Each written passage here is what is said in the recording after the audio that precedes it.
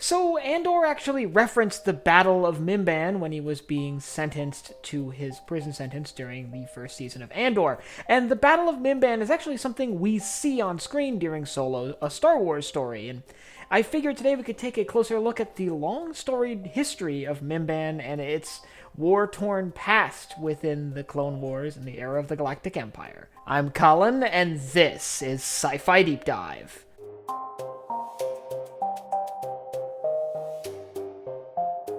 Remember, if you enjoy this video, to head down below and hit that subscribe button. So, Mimban has a little bit of a reputation within the Star Wars universe. It tends to be sort of this war-torn backwater, for lack of a better word, hellhole.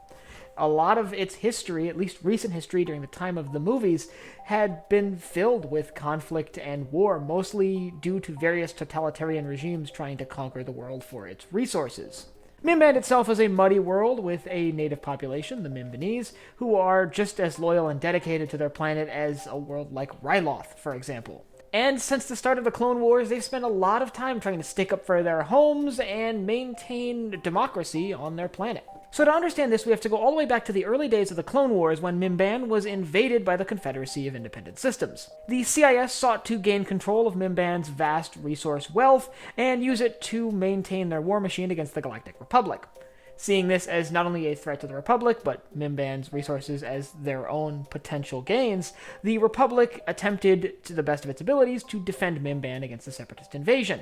Ultimately, a local resistance force known as the Mimbanese Liberation Army rose up to sort of defend their home against the Separatist invaders, and they fought side by side with Republic clone troopers through a series of bloody, mud-soaked battles that raged all across the planet for a long period of time. This is actually one of the more intense theaters of the Clone Wars. It rivals Felucia in its intensity and duration. Ultimately, the Republic sent the 224th Clone Division as well as the 501st Legion to assist the Mimbanese in liberating or keeping their planet free, really.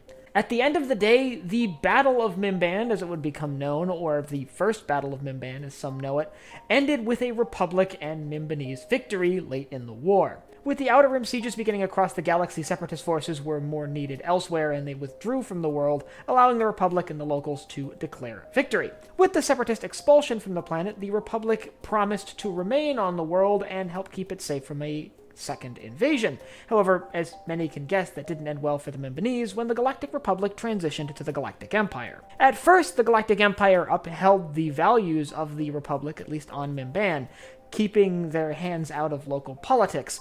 Eventually, the Empire started to pine after the same resources that the Confederacy of Independent Systems were after, and they were in a much better position to take them. The Empire managed to, through subterfuge, install an Imperial-friendly government on the planet, and that Imperial-friendly government started allowing Imperial mining operations to take place on the world, something that a lot of the citizens weren't very happy about.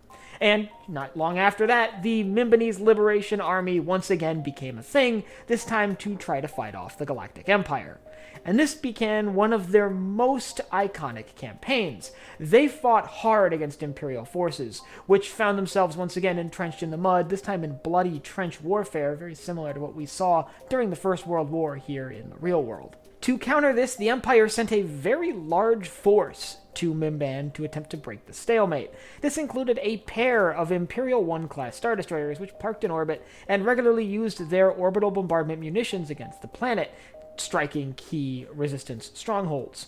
But like a lot of other struggles against the Galactic Empire, the Mimbanese Liberation Army took up guerrilla tactics, using improvised weapons and booby traps in an attempt to sort of thwart Imperial forces. And they were remarkably successful for a short period of time, doing immense damage to the Imperial forces there and ultimately leaving many of the soldiers that fought on the battlefields of Mimban deeply scarred. It's painted in a lot of Star Wars fiction as being something that was particularly rough for the soldiers that partook in the engagement. But ultimately, like all resistance against the Galactic Empire during this era, it did eventually fail. Soon the Mimbanese Liberation Army was driven underground by Imperial forces and were no longer able to maintain their fight against the Galactic Empire.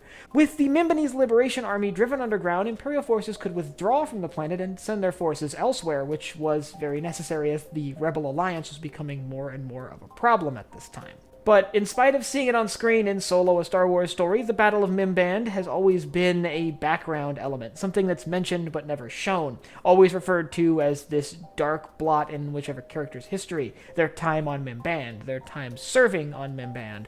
And it's kind of interesting because a lot of the forces fighting on Mimban weren't the Imperial stormtroopers like what we're used to seeing. They were the Imperial Army, and if you'd like to learn about some of the differences between the Stormtrooper Corps and the regular Imperial Army, I'll leave a link up here to my video on that. And I'd like you to let me know down in the comments what you think of the Mimbanese Liberation Army, a guerrilla faction, engaging the Empire in trench warfare, which seems a little odd to me. You'd think if there was that big of a power imbalance that the Mimbanese Liberation Army would prefer more hit-and-run tactics as opposed to digging in a very open location, like a trench in a muddy field. But let me know what you think about that down below. And also let me know down below if you have anything else from Star Wars you'd like to see me cover. Last but not least, if you enjoyed this video, head down and hit the like button, the subscribe button, and the bell icon so you get notified when I upload new videos.